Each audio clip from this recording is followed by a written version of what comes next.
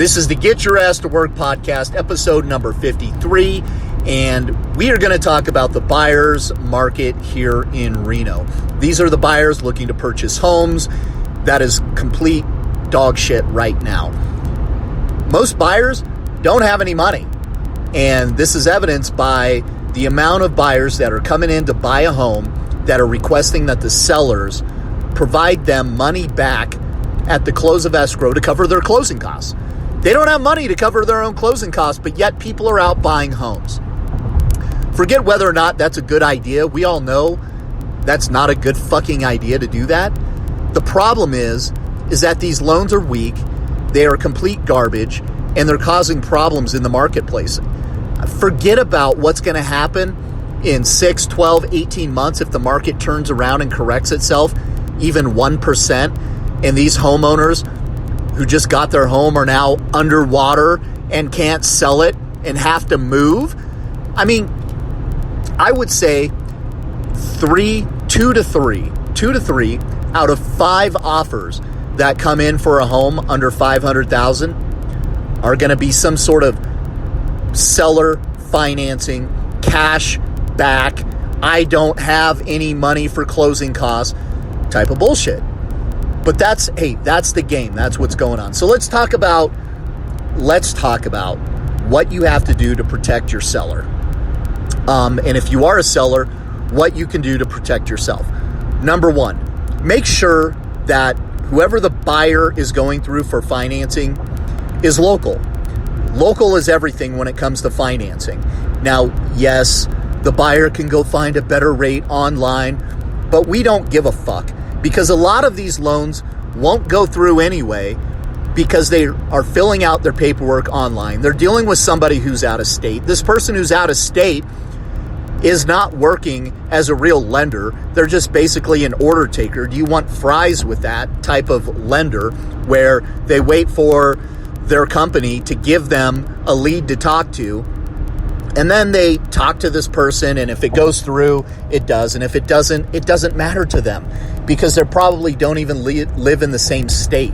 So if you're a seller or a seller's agent, listing agent, make sure that if they're going to get financing, you get them approved and demand that it be with somebody local. I don't give a fuck who it is local. Just make sure it's local. Somebody who's used to our laws. Somebody who has a reputation that they have to uphold, because if they do a shitty loan, they know they do a shitty loan for you, the real estate agent, that you will never refer them business if they give out a really weak or whack approval letter. Number 2, when it comes time to accept one of these seller financing, cash back, I don't have money types of loans, just know that if you take a loan for over your asking price, or even at asking price, if you press the price limit, you've got a really good chance of not appraising. The reason is appraisers get our contracts. When your home sells, it still has to appraise if they're getting one of these loans. And what that means is the appraiser gets to see the contract. They know how much the asking price is. They know what the concessions are. And they are going to make a judgment call when this buyer is limping into a deal with 0 down or 3.5% down, and they're asking for $10,000 back. Now, if you're an appraiser, don't you think you're going to do a pretty good job of protecting the banks and protecting the marketplace from overpricing these homes and not allowing the prices to go up that fast and go up that high? Because here's what happens. When you overprice your home and it's sitting out on the market, you become a target for these people who don't have money, who are willing to write an offer for more than a home is worth because you don't have money to buy the home anyway. If you don't have any money to buy the home anyway, you ain't got no skin in the game. If you don't have skin in the game, you're willing to pay more for a home. So you write these offers for more than they're worth. If it goes through, great. If it doesn't, you don't give a shit. You're on to the next because you don't have any money anyway. And agents, what the fuck are you doing driving around these buyers who don't even have money in their bank account for closing costs? And you're taking your time to take unqualified people, because that's what they really are. You may have got them pre-approved. You may even get a loan through, but you're driving around unqualified buyers to go buy a home that they really can't afford anyway under conventional financing. And you're putting these people in a position where it's like, hey, if the market, if the direction of the market changes by even 1%, they're underwater and unable to sell their home because they didn't put any skin in the game. At least if they put 20% down on a $300,000 home and they came in with 60 grand and the market changes by 5%, they can still sell their home and they still have equity to play with, even if the direction of the market changes by 5%, 10%, 15%. See, that's what I'm talking about, guys. We are putting people in a handcuffed position where they don't have any money. They aren't really going to lose any money, but guess who's going to get stuck with the bill? The fucking taxpayers, because they didn't have any fucking money to begin with.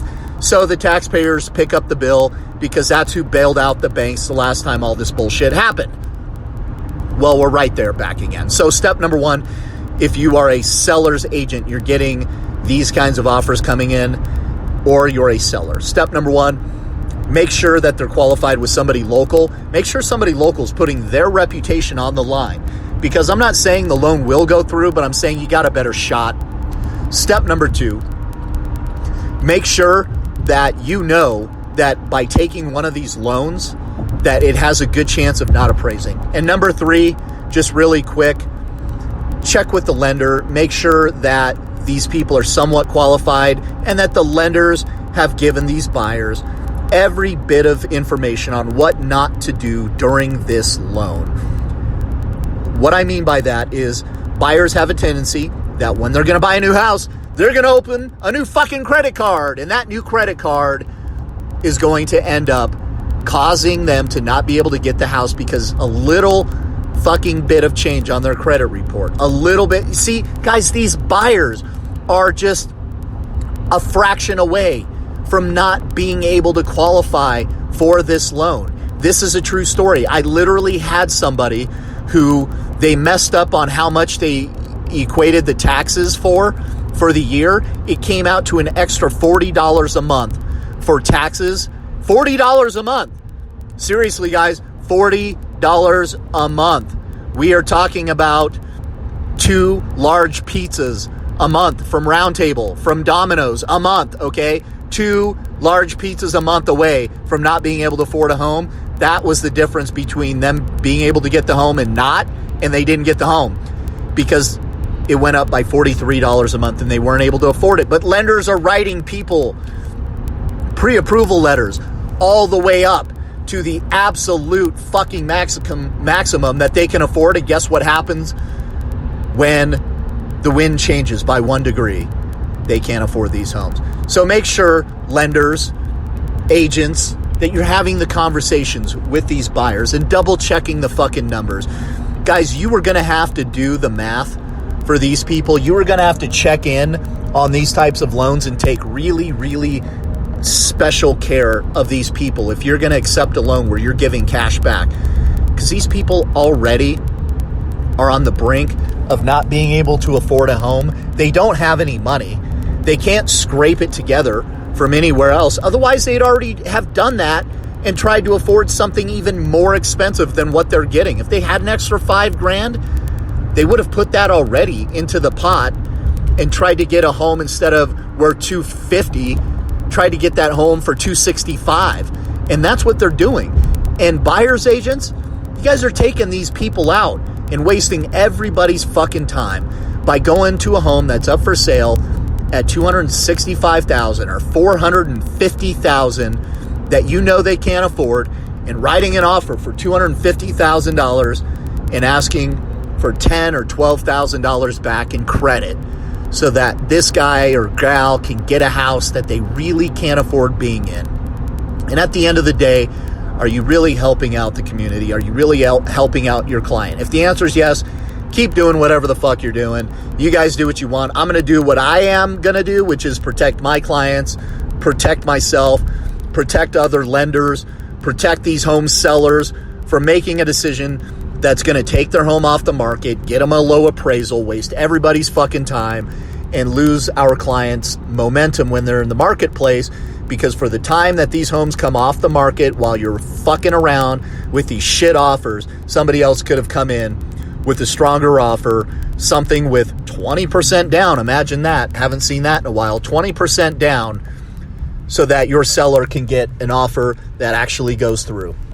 This is the Get Your Ass to Work podcast. Thanks for tuning in. If you guys have any questions, if you guys want to know more about eXp Real Estate Company, if you want to know about the profit share system, if you want to know about the stock options, if you want to know about the technology, give me a call direct or hit me up on Facebook Messenger.